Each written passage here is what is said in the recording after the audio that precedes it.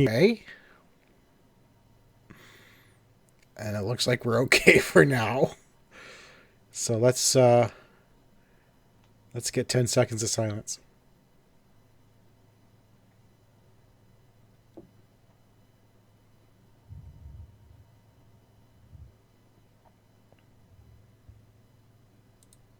You're listening to the OMG Hour.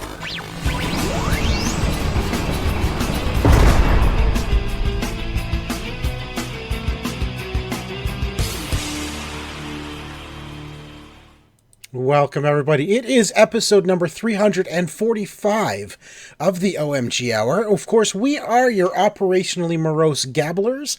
And, of course, I am Shawn Evans, otherwise known as Zion Tane. Well, that was weird and creepy.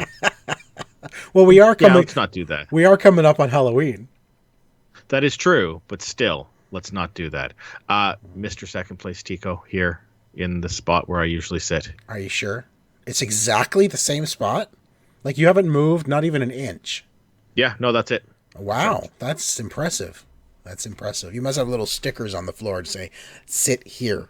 Yeah, don't you have your The gaffer's tape, like for filming, right? Set directions and exactly, all that. Right? We need that. Exactly. All right, well, we've got I got to tell you something. I've been unbelievably exhausted lately, so we're going to do this show. I'm going to do my best to stay awake, not show how freaking exhausted I am. But just a heads up, 2 weeks from tonight, there will be no show. I will actually be away for a weekend, so we'll be here next week, but not the following week. And then the week after that is Extra Life. So, Why is this the first I'm hearing about this? It's not actually. Oh, well then, yeah, that's fine then. Good. Well, I mean, you can do the show without me, Tico. I'm pretty sure I can't. I am fairly certain. Well, I mean, you could do the show without me, but there might not be anybody watching because there wouldn't actually be a show. Yeah, I'll just sit in front of my computer and do just my lines. Right. Just my lines. Just silence in between. Yeah. All of a sudden, Tico will go, Tico, Mr. Second Place. And then and then nothing. I'll just do my entire... Yeah, maybe I'll record that. I'll send it to you. You can just put that out as the show for the... Excellent. Perfect. It's the Tico show. Just Tico. Just Tico. You can just record your chair in that spot. Oh, there you go. I'll record an hour of my chair, and then you can talk to my chair for an hour. Way more interesting conversation than usual. Probably more interesting than this right now, anyway. That's true. So let's get into gaming. Games. So we've been playing some Ghost Recon. I've been playing it all week, and there's a couple things I want to say about Recon. I don't have any gameplay this week because we've shown it a few times now. Yeah. But there's a couple things. One, so we jumped into multiplayer last night, and I felt like absolutely everything became more difficult. Like ridiculously difficult. And not just because I was playing badly. No. Like I think we had enemies that were yellow or orange, whatever I think elites. Yeah. No. I mean, like they didn't know where we were. So they were they were alerted to our presence, but they didn't know where we were. That's when they're yellow. If they know where you are, they turn red. Okay? Yeah. And if they're not alerted at all, they're white. There's only 3 states. So they're all yellow. But somehow they just happen to every single time walk to exactly where we are. Beeline. Yeah. Exactly. Like those 2 little rover drones that ran me over. Up the side of a mountain. Up the side of a mountain. Ran me over and then backed over me like several times. Yeah. Right? It Not was only that. Ridiculous. Do you remember last week when I said that the enemy can't swim? They can sure climb the side of a mountain to a random spot where I happen to be standing. That's for sure. Yeah. Like what? I've had a lot of issues even playing single player with enemies popping in behind me. Oh. Then this is not to say. So I actually was playing today. I was actually doing one of the story missions today. You may have done this one, the one where you have to rescue that girl and then she gets hit by the blade copter thing on her leg and you have to carry her out. Spoiler alert. Spoiler. Well, it's not. It's what? It's a mission. I'm not Spoiler saying her name. alert. Well, okay, minor spoiler alert. Anyways, there is somebody that you have to carry out of an area, and the game was so broken today. While I was trying to do this, it would not allow me to pick her up. Oh, it would pick her up, put her on my shoulder, and then immediately toss her off. Oh no. Like 9 times, and I'm sitting there, I'm like, then the enemies are coming up, so I'm killing them. They had like, the hallway was like piled with bodies. They just kept coming? They kept coming, and the hallway, like literally like piles of bodies, and I kept trying to pick her up, put her on my shoulders, and he'd toss her off immediately. I'm like... Oh my gosh. Well, last night, like, we even had, last week I mentioned that my controller, like, the triggers stopped working. Yeah. Same thing happened last night in the middle. We were trying to take down the tank drones. Yeah. And I'm like, okay, I've got a rocket launcher. And then suddenly I'm like, why it won't go open. I can't use it. And then I realized none of my triggers worked. None of them. You know, yeah, I could walk around, I could pull up the menu, I disconnected the controller and turned it back on again, and that didn't do anything. So yeah, there are definitely bugs and glitches in this game, which, you know, I didn't experience any of this with Wildlands. None of this. It seems like there's a lot more broken stuff with that, because it is game breaking at this point. Oh, like, it is. I can't pick this girl up. I've gone into a mission, and then halfway through the mission, like the same thing. None of my weapons will work. I can't use any of my weapons. I couldn't use my drone. I can't use my healing. And I'm like, well, this is just frustrating, because I've cleared everything out of this area, and now, like, that's the thing with the girl. Like, I'd killed absolutely everything, so it's just a matter of picking her up and carrying her to the spot, and I've finished the mission. But now, because you have to reload, you have to do the whole thing again. Exactly. Right? And it was very, very frustrating. It does not make you want to go back. Like, okay, I've done this now. Like, I had to do it 3 times before I finally got her out of there. That's what happened to me when my controller stopped working. I had to reload the had to reload the world, and of course do that entire mission again. Yeah. Yeah, very, very frustrating with that. The sense of accomplishment from finishing the main story missions is the same sense of accomplishment I get from finding a piece of equipment. Like it's not hyping up that. There is no sense of accomplishment. I'm finding that. Yeah. Like I've cleared an orange dot, a yellow dot, or a green or blue dot off of the map. That's the only sense of accomplishment. I've cleared one of those colors off my map, but it doesn't make me feel like I'm progressing. Well, and that's just it. And that's what I'm finding. Listen, I'm loving the gameplay. Yes. I do enjoy the game. I love the stealth, taking out guys from a distance, you know, and I even go like really far away and just like, okay, I'm 400 meters away. Can I hit this guy? And it's just like, it literally became a game to me. Like, can I hit this guy from 400 meters away? Like, and of course, I'm so far away, they don't know where I am. But like you said, you're doing all these missions, and there's different types of missions. There's the main mission, side missions, there's daily missions, but you're doing all of them. But I'm like, I don't feel like I'm actually doing anything. Like in Wildlands, you were clearing whole areas, and you were taking over that area, right? When you took down the boss of a region, it was done. Right? Yeah, you felt that sense of accomplishment. You felt, okay, I've done something good. Yes. I got my little treat, my little, you know, my cookie, my Scooby snack, right, for doing this, and you feel accomplished for having done what you've done. And then and then you go to another region. You say, I'm going to go do this region now. Yeah, and you cleared that region. Yeah, right? And you felt like I did it because you were working toward the boss. You know. Yeah.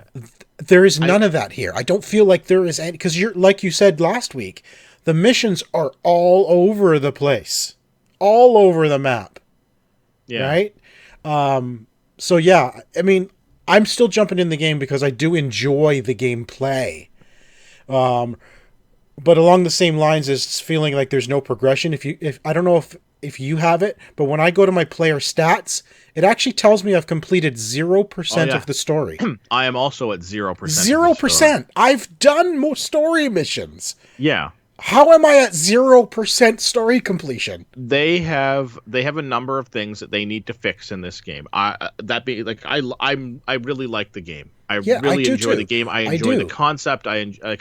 But there are a number of things that they need to fix. In the it's stuff that's just not working right. I'm not saying that they have to change anything, that they, any of the ideas that they have. Fix the bugs, fix the glitches. There is broken stuff that needs to be fixed.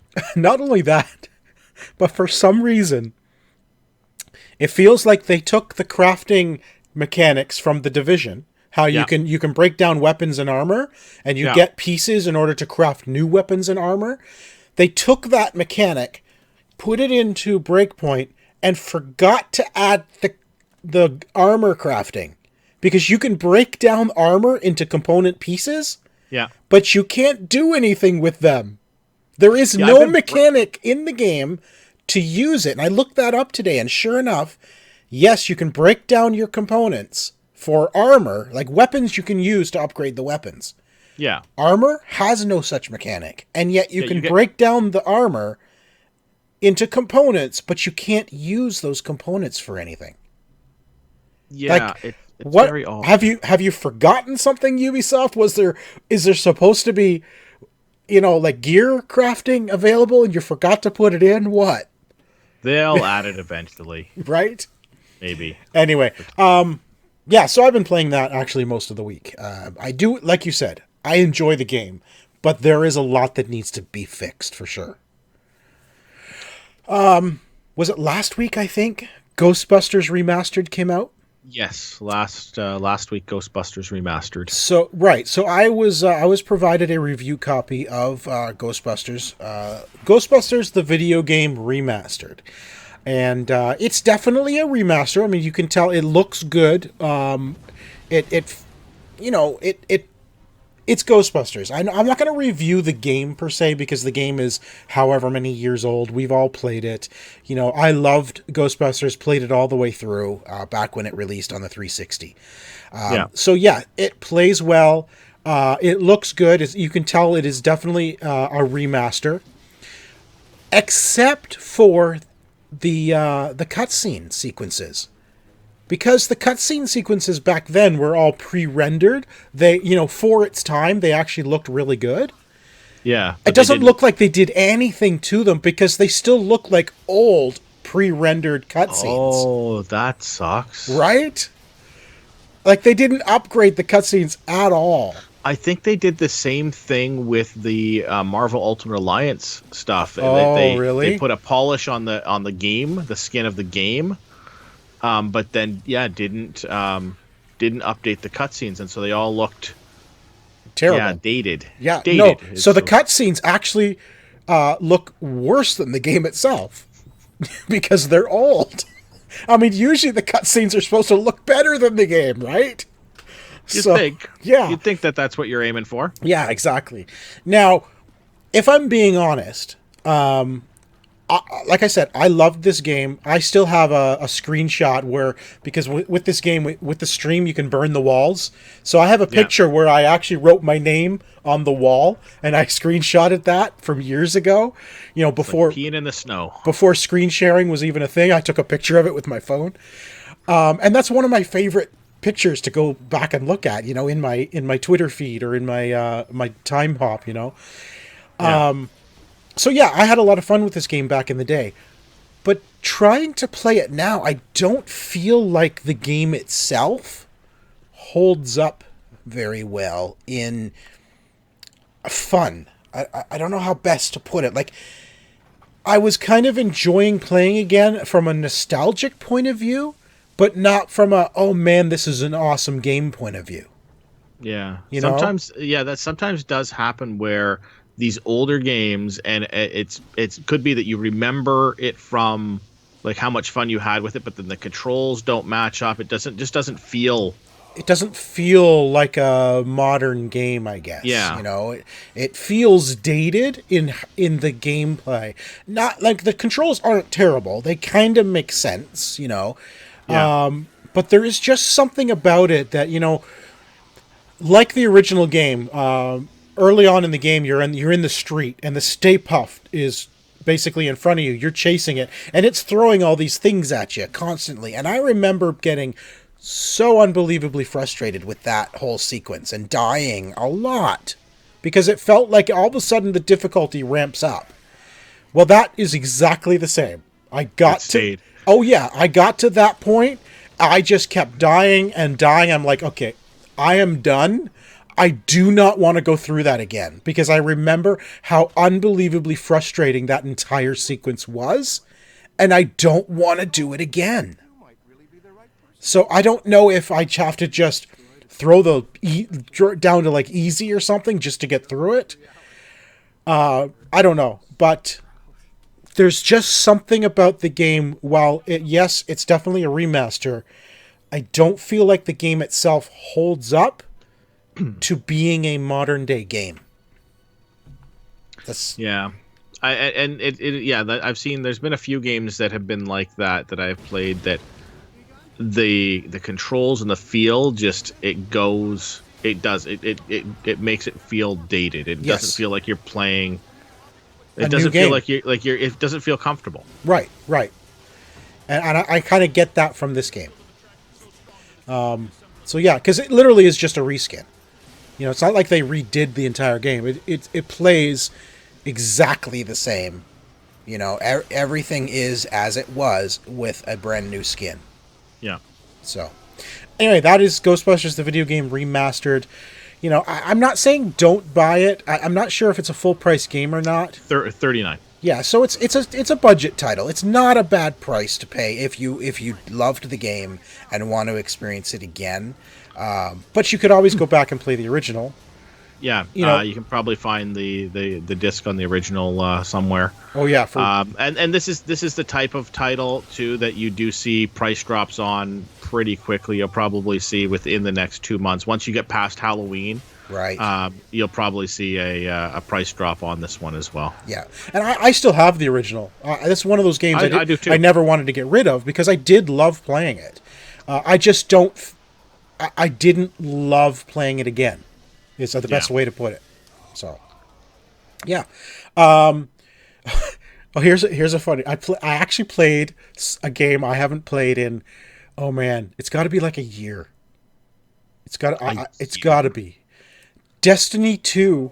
I actually started finally the Forsaken DLC, which was I think like a year ago. This is the year ago when Cade died. You know, Cade 6, the whole thing about Cade 6 dies. Right, yeah. You know, so I actually I jumped in specifically to play this with JJ and Aaron, friends of the show and friends of mine. And we get in, and of course we're like, okay, we're in a fire team. Let's play the first chapter of Forsaken finally.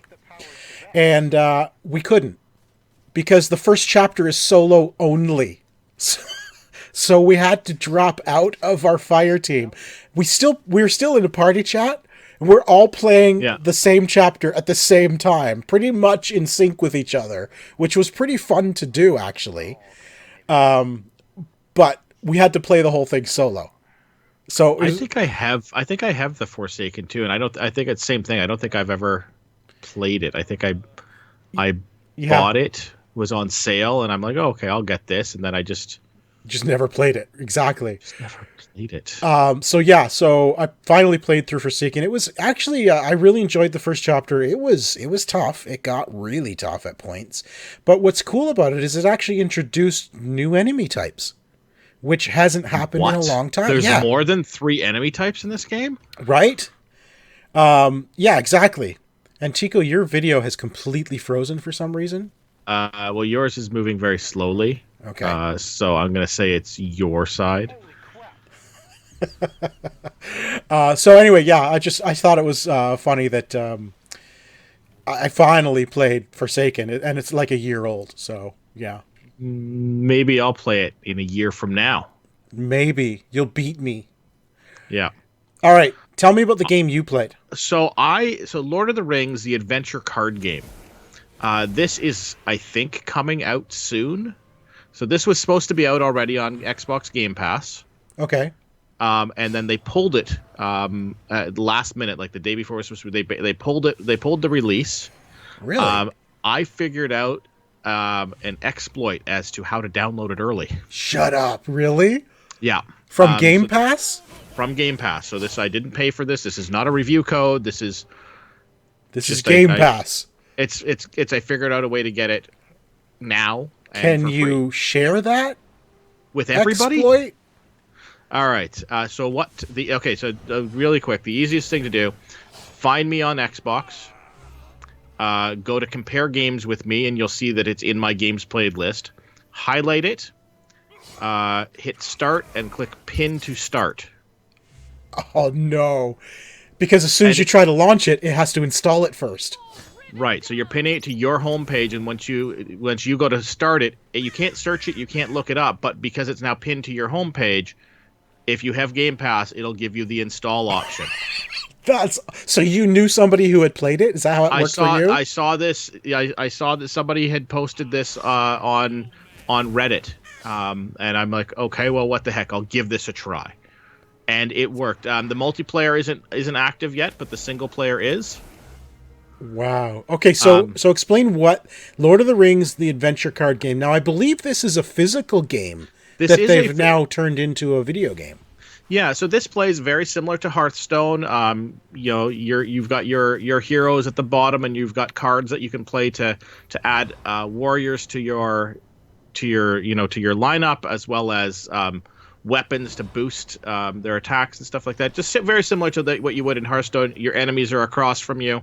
The difference between this and Hearthstone is you do not have to defeat your enemies, and at least in the single player mode, you don't have to defeat all your enemies. You have to get a quest objective. Okay.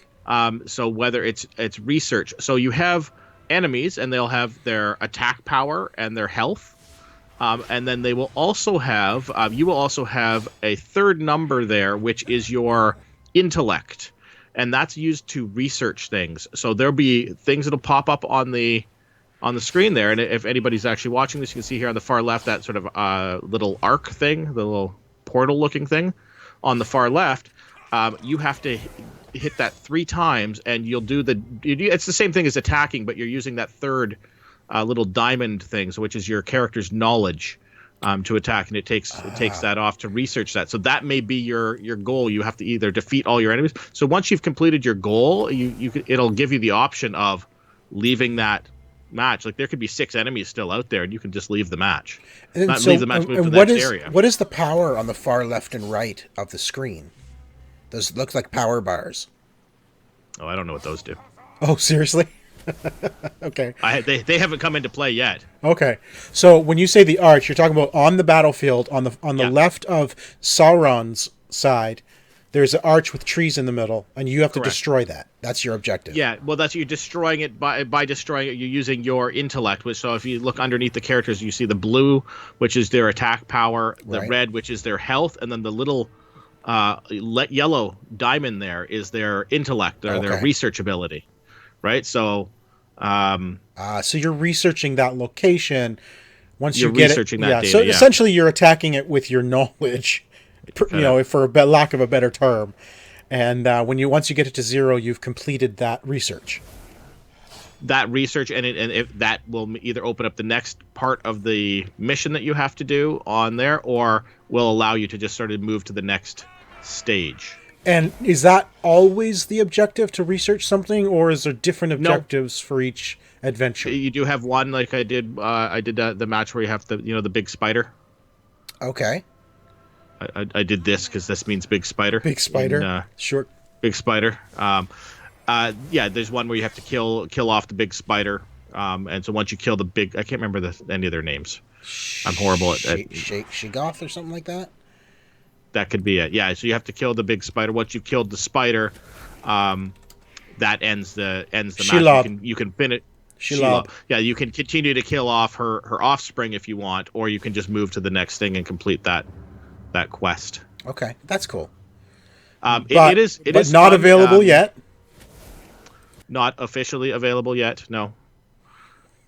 But if you have Game Pass, there is a way to get it. There's a way. Listen, anytime there's an exploit, I mean, that's why Mr. Third Place exists. That's pretty awesome, actually. I have a gamer tag called Mr. Third Place that I got for the same sort of reason. There was an exploit where you could get the Resident Evil. I want to say Resident Evil 5 demo. Oh, really? From the Japanese store. Oh, yeah. So Mr. Third Place is my Japanese account. That's awesome. All right, we got a couple of game news I want to talk about. A lot of Sony news came out in the last 2 weeks, but Sony has confirmed the next console will be PlayStation 5. I mean, duh, right? Well, should have taken bets on the name. Right? So, so PlayStation 5 is going to be coming out. Now, we talked about it almost a year ago now, when Mark Cerny introduced it. They're going to have, the solid state hard drive. It's going to be a lot faster loading. They're going to have the ray tracing, all of that stuff. But what's cool about it, what I found really fascinating, is they're changing how the controller works. They haven't shown the controller, but what they're doing is they're putting, instead of rumble feedback, they're actually putting what they call haptic feedback in it. So it's feedback that can actually be programmed to change how it feels depending on the game. And one of those haptic feedbacks is changing the pressure of the triggers, which to me immediately was like, that sounds cool. Imagine if you've got I'm thinking Ghost Recon. Imagine if you have a weapon whose trigger in real life is actually harder to pull than another. They could mimic that with the haptic feedback on the trigger to make it actually harder to pull. Yeah, or you could set up, if you're customizing your weapons, you could set up a hair trigger or give a trigger more pull. Or imagine if you're gonna have a Gatling gun where the trigger you could actually feel bouncing in your hand. Yeah. Right? As you're shooting it. Like, to me, like, adding that actual haptic, programmable feedback in the controller, more than just rumble, like left, right, middle sort of thing. That's kind of cool to me. I'm excited to see how developers will utilize that. I can't wait for their full VR haptic suit. Right? That's all I want. In fact, it's funny you bring up VR, because the next thing is, including that, apparently there's also a patent out there for the next VR, which is completely wireless. They're saying that the patent has camera on the back, has a couple cameras on the front, and the controllers each have cameras on them. So, completely wireless PSVR could be very much in the future with PlayStation 5. I like the idea of that. Now, I'm not a huge VR fan. I have tried yours. I think I got motion sick on 2 of the games. So it's not something I'm used to. It's not something that I've run out to purchase. It's not at that price point where I'm like, oh man, I'd like to have that. Right. Just yet. I did think it was cool, but the idea, like when I played it, just having that wire weighing you down. The second iteration of PSVR, which I was able to upgrade to, and I didn't actually pay anything to upgrade, which, is a story for another time. But I have the newest revision of PSVR, and it's way better. The cable is so much lighter. Like, they've actually taken the headset, and where it plugged into the wire down below and came up to your ear, it actually plugs into the back of the headset now and just drapes down to your ears. So it's actually attached to the headset now. And the wire is only like a single wire instead of like this big heavy double wire. I remember that big heavy. It was a heavy double wire. Now it's a single wire that comes right down the back, and it's way more comfortable. Yeah, so they've definitely redesigned it, but you're still wired.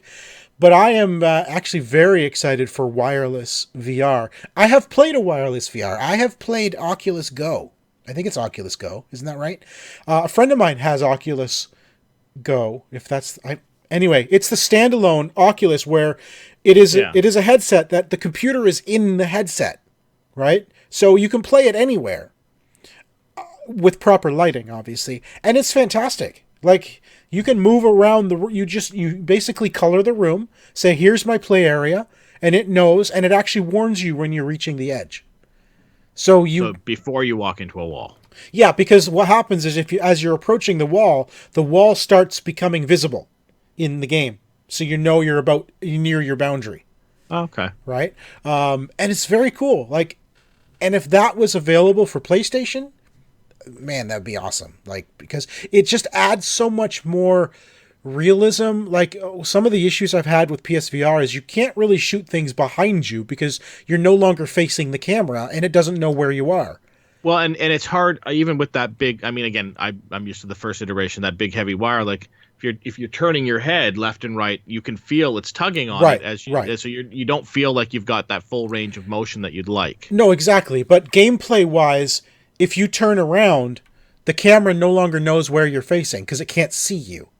Right. Or especially if you're using controllers and you're trying to aim, and if you're aiming with the camera behind you, it can't see the controller anymore. Right. But with wireless, with cameras front and back and on the controls, it doesn't matter which way you're facing ever. You know? So that's really, really cool. A couple things last week we wanted to talk about. Again, it's all PlayStation news, which I find really odd. It's like they're trying to get out there ahead of everybody else. They had a thing. That's why. There was whatever their State of the Union thing is, and they announced a whole bunch of stuff. That's why it's all PlayStation news, is because they did something this week. Well, it wasn't this week. It was 2 weeks ago, but that's why we're ago, but that was all games and stuff. But PlayStation Now subscriptions, they dropped them. So PlayStation Now used to be like $20 a month. I'm like, that's like, there's no way I'm paying $20 a month to stream games. They've now dropped it to $10 a month, and they've added PS4 titles to PS Now. So they're trying to kind of come down into the Game Pass region to become more like Game Pass. Yeah. The biggest thing they're missing here, though, is Game Pass has day and date games. Right. And all Microsoft games are added to Game Pass day and date of release. And several third parties. Like that, that Lord of the Rings, when that actually does come out, will be a day and date game on Game Pass. Blair Witch. These games that people want to play and are excited to play are the ones that are popping up. And I think that's the only thing is that you've got to. It's like if it's money you would have, then that's what I look at. It's money I would have spent on that game. Instead, you're paying $12 a month. Instead, I'm paying $12. So if I okay, great, I would have bought Gears of War 5. Right. Or Gears 5. That's an $80 title.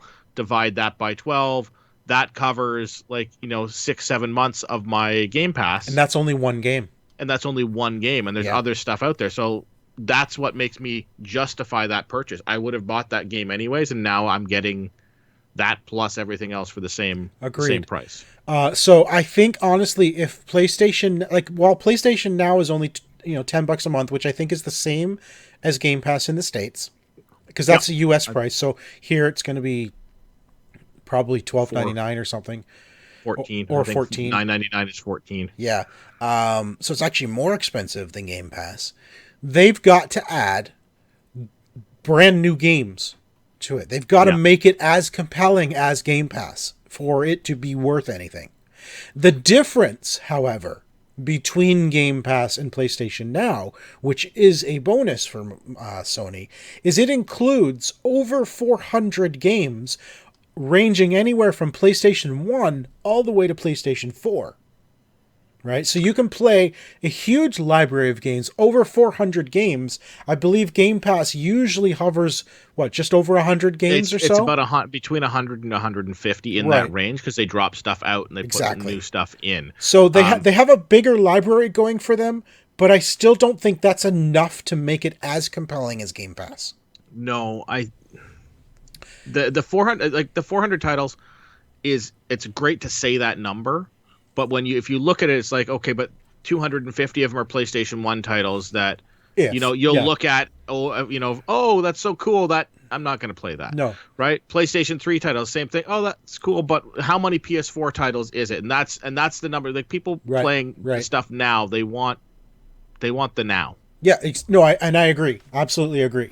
Like I said, yeah. So numbers wise, it's better. Quality wise, maybe not. Yeah. So, PS4 crossplay exits beta, which I didn't even know was a thing, but apparently crossplay was in beta. It is now a full feature that can be used by developers. So PlayStation has now officially said, okay, we're open for business for crossplay. Yeah, so eventually you and I will be able to play together Anything. without Whatever. having to, have multiple copies of the games, and Right. you'll be able to play on the PlayStation that you like to play all your stuff Right. on, and I'll be able to play my stuff on my Xbox. Exactly. We can play on the console you're more comfortable with and still play the same game, which I cannot wait for that day. That's all I want. That is yeah, screw the console wars. Like, who cares? Right. Like, everybody has both of them anyways. People want to play on their preferred console. Let them. Exactly. And finally, and then we'll move on. All right. PlayStation Studio Chairman Shawn Layden stepped down. And there is no explanation as to why. So what's going on here? That doesn't usually happen. Usually it's like, hey, I'm retiring. Hey, I've accepted a position over here. Thank you for all the time. You guys have been great. I mean, Shawn Layden, he's the one was it Andrew House he replaced? Is that right? Years ago. So he was the one always on the stage for E3 and all that, for PlayStation's events. So he's gone. But there is no word as to why he's gone. He's just Where is gone. he going? Nobody knows. And why is he leaving? Nobody knows why. It's like, was there a restructure that Sony doesn't want to tell us about? What is going on? Was there...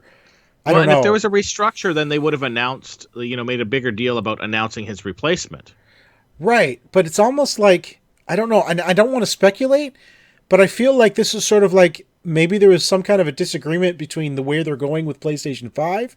I think that he is heading up a brand new, this TurboGrafx is making a comeback. Perfect. And he is the new spokesman for... No, I have no idea. I got nothing. Great. Anyway, Shawn Layden stepping down from PlayStation, and nobody knows why, so... Well, somebody knows now. We don't know why. The public has not been told why. No. All right, Tico. Yes. Would you like to cage your brain? Almost exclusively. Thanks. All right. I am going to pick a random card. All right. And I'm going to read it. Well, that helps. There's the answer. Now I know. Now you know. Oh, this one's like, it's so old, it's faded. All right.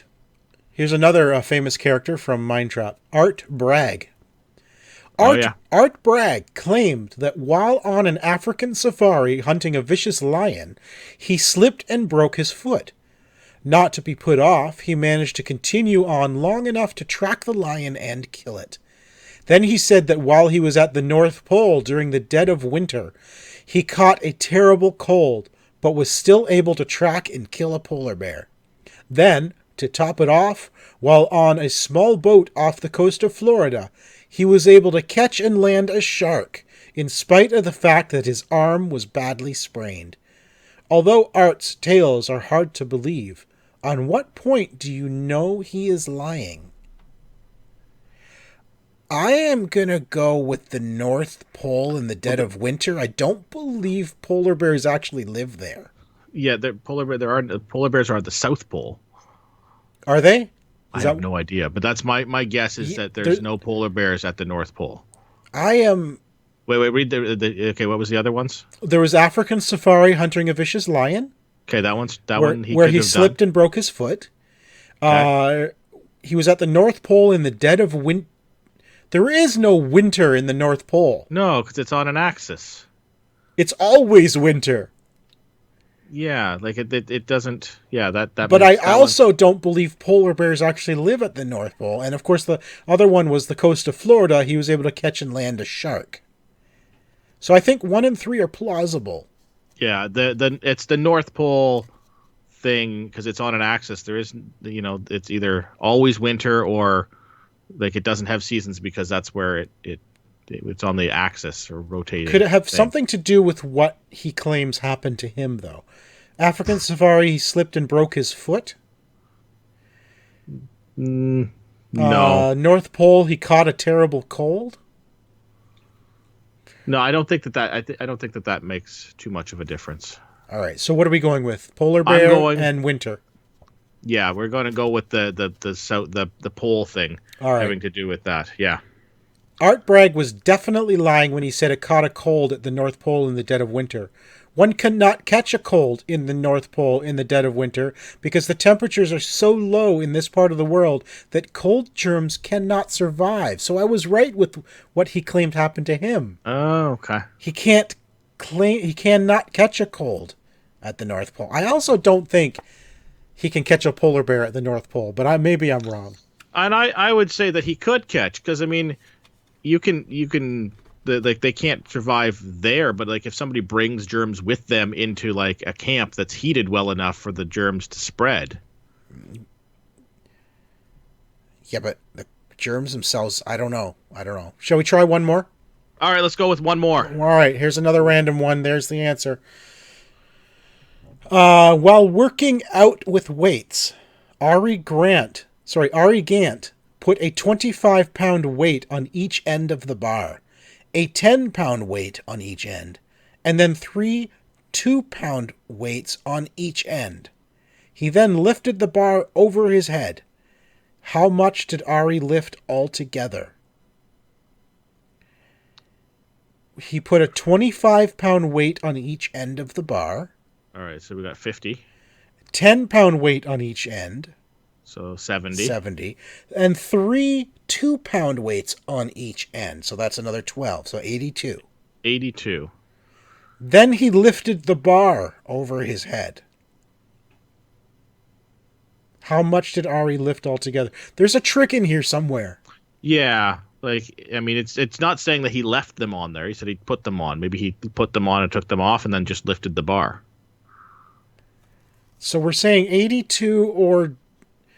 Well, it's how much is the 82 bar... plus whatever the bar weighs. Yeah.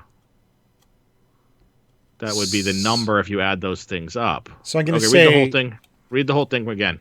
While working out with weights, Ari Gant put a 25-pound weight on each end of the bar, a 10-pound weight at each end, and then 3 2-pound weights on each end. He then lifted the bar over his head. How much did Ari lift altogether? So we're saying 82 plus the weight of the bar. Yeah. That seems too easy, because that's just math. That's exactly the answer. Was it? Ari lifted 82 pounds plus the weight of the bar. That's exactly what the answer is. Well, worse. I don't know. I just felt that there was going to be some sort of a trick, right? It's that seemed like not a mystery, so I'm not sure. Yeah, that's just math. That's just adding. I guess maybe some people would have been bad at the math, and they would have just added 25 plus 10 plus 2 plus 2 plus 2. Maybe. Okay. And not doubled it. I was expecting a riddle, not just a math problem. Yeah, like that was way too easy. Or we're way too smart. That's exactly it. That is exactly it. All right, television. Let's talk about the new show that started this week. Yes. Batwoman. Oh, that one. Okay, yeah, sure. Zomboat. Let's start with Batwoman. Yes. And we can finish with Zomboat. Oh my gosh, Tico. I am going to be completely honest with you. I felt like Batwoman was one of the strongest Arrowverse premieres yet. It was really good. It felt like how sort of Arrow felt like when it first started as the first one. It really harkened back to that, but less broody. Yes. It's Gotham, so of course it's dark. Yeah. But it's not like angry. Like Arrow has been a very angry character for a lot of years. Right. I don't feel that with Kate Kane. Like, she's not an angry person. She's just she's tough, and she doesn't take crap from anyone. Yeah. Right. I really liked Ruby Rose's portrayal. Oh my gosh, yeah, me too. I thought it was well done. I felt that it really did feel like Gotham. Yes. Just even like the early shots with the police standing on the rooftop and the it felt like the Arkham games, like that's the way that the cops would be dressed in those games. And even the way she took out some of the guard. Yeah. We won't say who the bad person is. The nemesis, I guess, or protagonist. The protagonist. Thank you. Let's not say who it is. Antagonist. Thank you. Because I think it's a bit of a spoiler, and I don't want to give that away right now.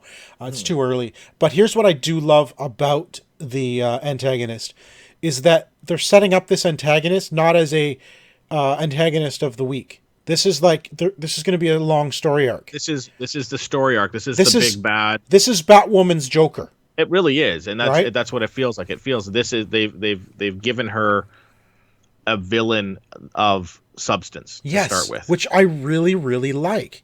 The only other show that has done that, I mean, I guess you could say The Flash did it, but it's always every year there's a new villain that for the whole season. Yeah. And then Black Lightning did the same thing where the one villain was there for the entire 2 seasons, and I still think he's there for the 3rd. Right?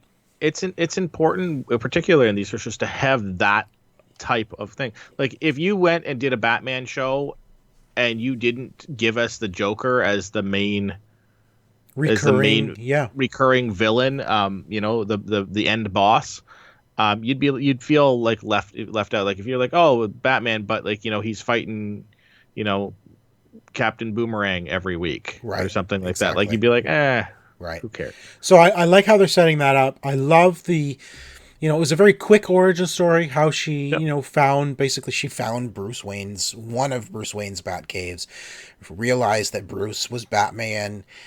Bruce's Kate Kane's cousin. Her mother was Bruce's aunt, and so the whole story starts 3 years after Batman disappears, and coincidentally, Bruce Wayne disappears, but nobody seems to put those two things together. Yeah, people aren't smart in Gotham. They don't, right? Like, nobody seems to figure out that, the guy using the most expensive gadgets in town happens to be the guy who can afford the most expensive gadgets in town. And they both disappeared at the exact same time. That's, but no, they couldn't possibly be the same. But anyway, that's just a little detail. So I love how, it actually, I was kind of giddy with excitement after the show ended. Like, this was great. I really enjoyed it. Like when she finds the bat suit, and she's basically wearing Batman's suit, tailored, modified, very quickly modified for her. But it's sort of like, okay, that's cool. So she goes out in the world. Everyone's been missing Batman, wondering where he is. And then suddenly she kind of glides over between 2 buildings, and a little girl sees her and like, he's back, and everybody kind of cheers. I'm like, there was an excitement there that the mythos of Batman has returned to Gotham, and I just thought it was played out really well. It really was. I was a fan of how they've done that. The young guy who's helping her, which is Lucius Fox's son. Yeah, Luke Fox, which is great. I love that he's sort of like a little bit of a bumbling. Yes, I like that. Sidekick sort of thing. Like he's going to be fun. He's incredibly brilliant as his father was, but he also, gets tricked pretty easily. Yeah, that's I enjoyed that dynamic. I think that's going to be fun. I am really looking forward to more episodes of Batwoman. She has been one of my favorite characters since I was introduced to her about 6 years ago when the new DC's New 52 happened. That's when the first time I ever knew there was a such thing as Batwoman.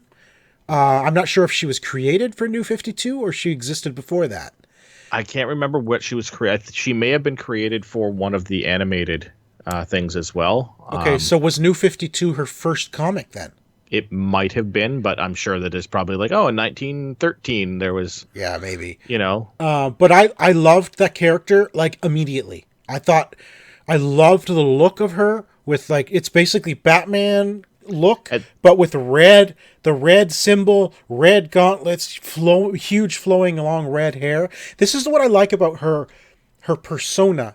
Is Kate Kane does not have long red hair, but Batwoman does.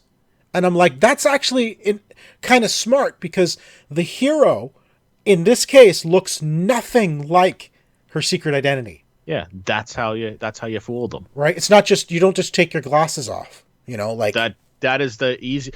Where'd Shawn go? What's going on? Right? And that's kind of what really kind of attracted me to that character was it's smart, but the character of Batwoman looks so cool. Like, Yeah. I don't know. I mean, black and red. It's our colors. It's our show colors. Maybe that's why. It is. Yeah. Anyway, yeah, Batwoman, fantastic. Loved it. I mean, a huge fan of the CW Arrowverse show, so I'm really glad Batwoman is part of it. And I thought it was really, really well done as a pilot episode. Yeah, and that started off the CW return. Supergirl came back Monday, Yes. and then the Flash yesterday, I think. I think so. With an encore of Batwoman afterwards. I did not know about the And encore. Black Lightning has returned. I have not watched it yet. Yeah, Lightning has returned as well. The anti Monitor, is that the guy? Yes. No, the Monitor. Yeah. Monitor. Okay, Yeah. so the Monitor showed up in the Flash at the end of the Flash this week. I think he showed up. Did he show up in Supergirl? No, I did not see him. He showed up. He showed up in the finale of Supergirl and brought John Jones's brother back. Yes, and he also showed up to bring back Lex Luthor at the end of Supergirl last year. So he's what I like. Here's what I love. They are really building up to Crisis.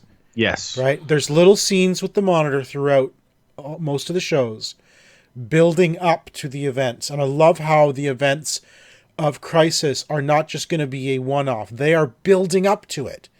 Right. So this is not a bottle episode little thing. The effects of Crisis are going to last in these shows before and after. And after. That's what I love about this Crisis is they're building up to it. It's going to happen, and then there's going to be fallout. Mm-hmm. You know, and I love that fact that they're doing that. Because most of the crossovers have all just been, like you said, bottle episodes. Yeah. Here's a crossover between these shows, and then we're done, and we move on. This is not that. And I believe, like, I honestly still think Supergirl and Black Lightning will end up on Earth 1 by the time this is done. Yeah. You know, I honestly think that's one of the reasons they're doing this. Yeah.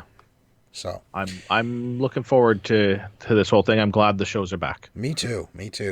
Zomboat, a new comedy show started this week. I've never heard of it. I had never heard of it either. I'm like, what is this? And I looked. It was like a 22-minute. I'm like, okay, I like good little comedy shows. It's British. Yeah, it's a British comedy show. It is about 4 characters who basically end up on a small. Like a little, I don't even know what kind of boat it is, but it's like super slow. Yeah, it's a little canal boat. A little canal boat from in London. Yeah. Fully British. It is in a zombie universe outbreak where people are aware of zombies. They are aware of the zombie mythos.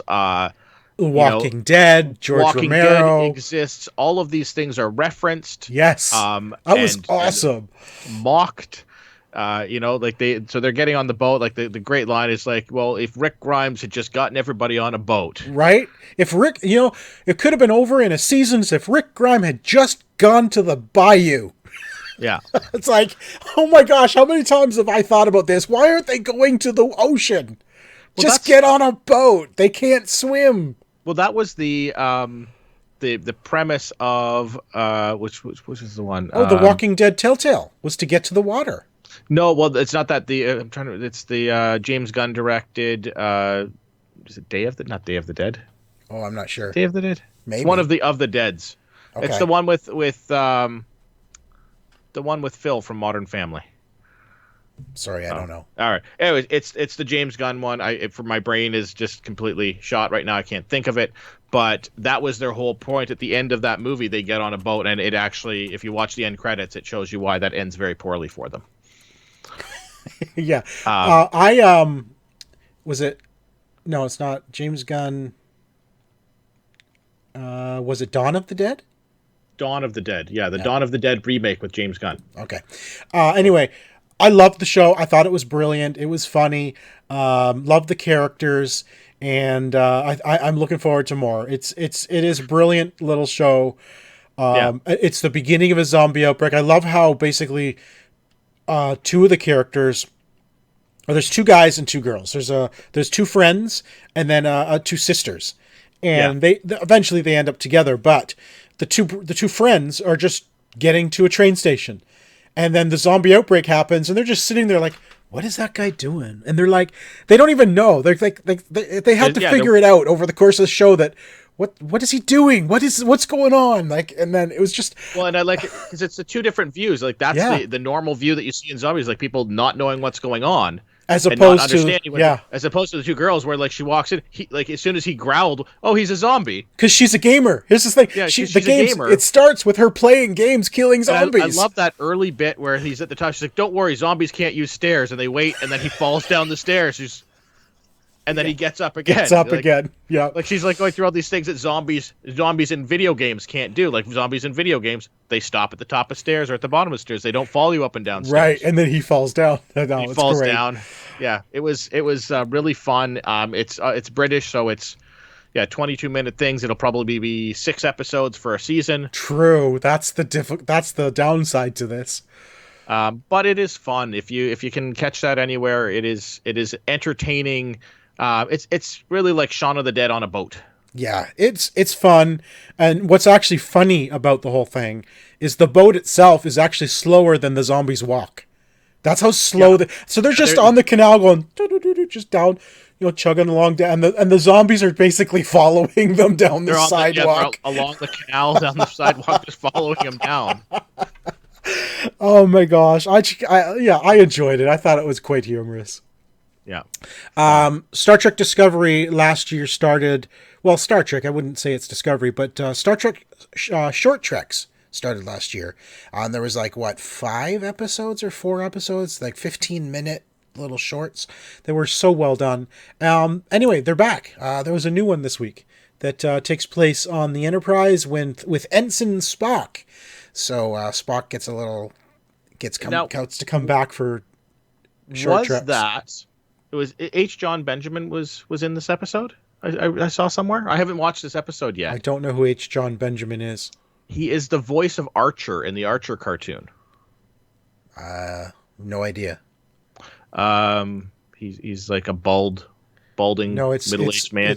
So the main 3 who were in it was Anson Mount, who plays Christopher Pike. He was basically in it near the end, and then there was Spock from Discovery last year, and then there was Rebecca Romijn, who plays number 1. So Rebecca Romijn and the guy who plays Spock, I can't think of his name offhand, they're the main characters in this short trek. Okay, so then I guess there's another one coming up, because I had read something that he's in one of these coming up where he plays like the worst captain ever, and he's explaining. Okay. Explaining his issues with tribbles or something like that. Ah, nice. Okay. Yeah, no, short treks are just little stories that take place in the Star Trek universe at any point in time. That's what's needed. They don't take place in Discovery's timeline or wherever. One of them last year took place, I'm going to say hundreds of years in the future, and it was like a ship that was adrift in space with a computer, like an AI. And it was just so well done, really well done.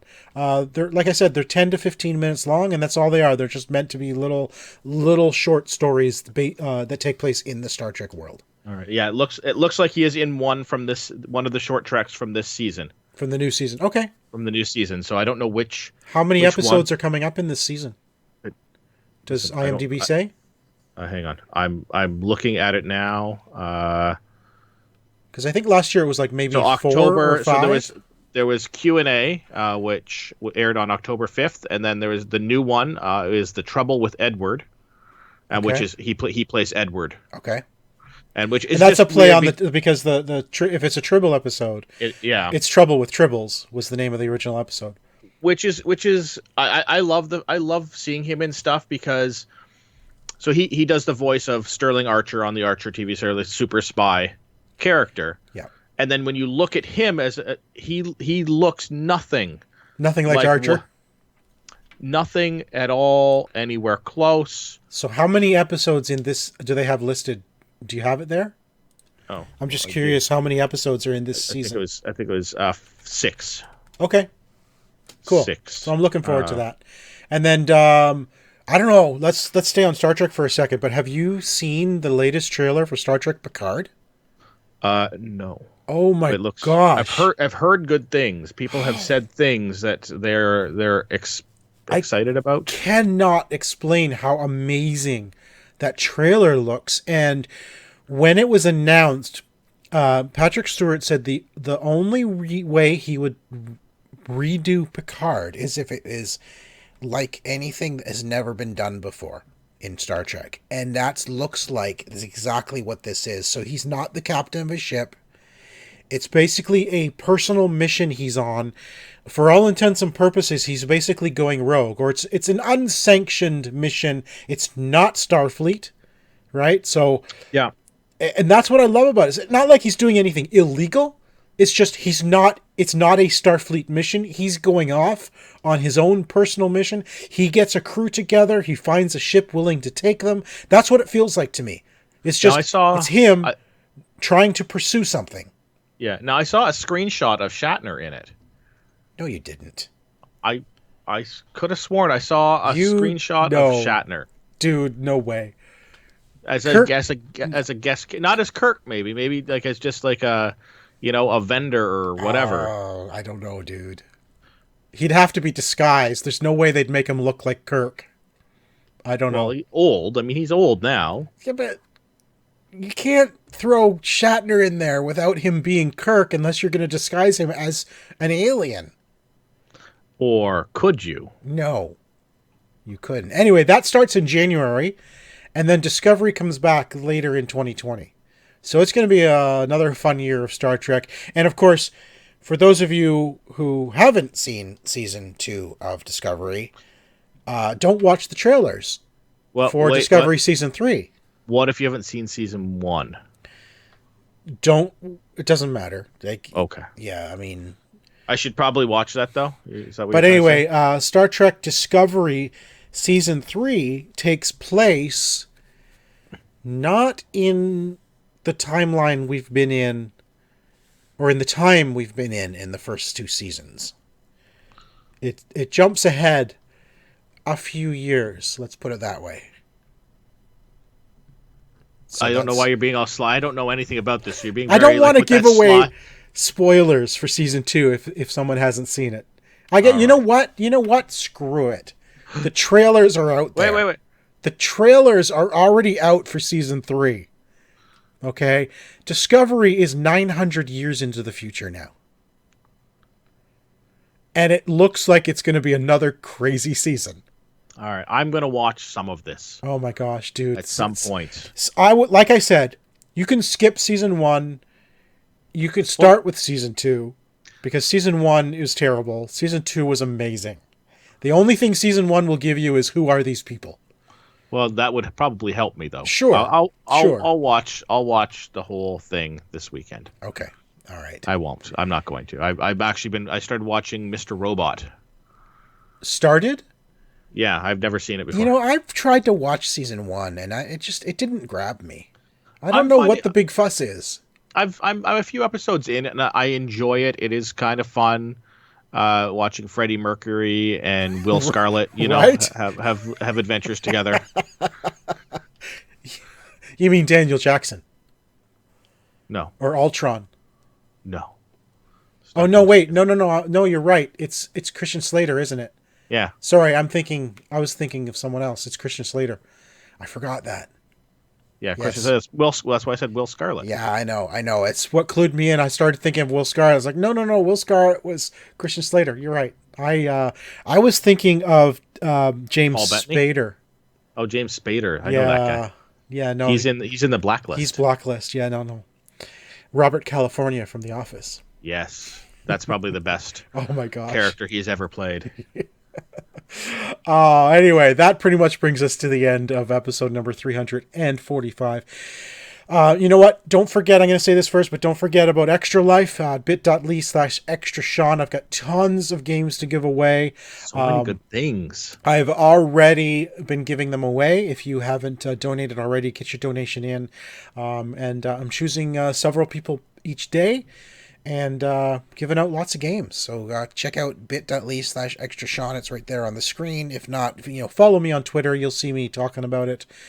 I am ultimately would like to get to $3,000 raised this year. It's my 10th and final year doing this. So, yeah, help me out. It's awesome, and you can win some games and help the sick kids at Hamilton McMaster Children's Hospital.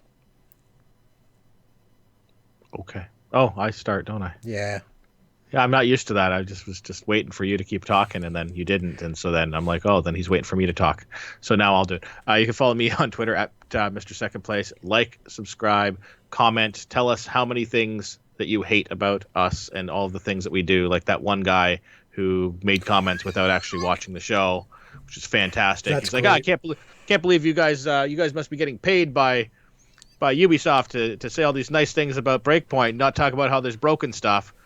And 100% we covered all of the broken stuff twice now. But the comment was there. So we want more of those. Yeah, absolutely. It's great. It's great. And then check us out on YouTube at youtube.com/OMG Nexus, which is where you can like, subscribe, and comment. That's right. And of course, I am Ziantane, Xiantayne. You can follow the show on Twitter at the OMG Hour. Thanks, everybody, for listening. Thank you for watching. We'll be back next week. Bye, guys.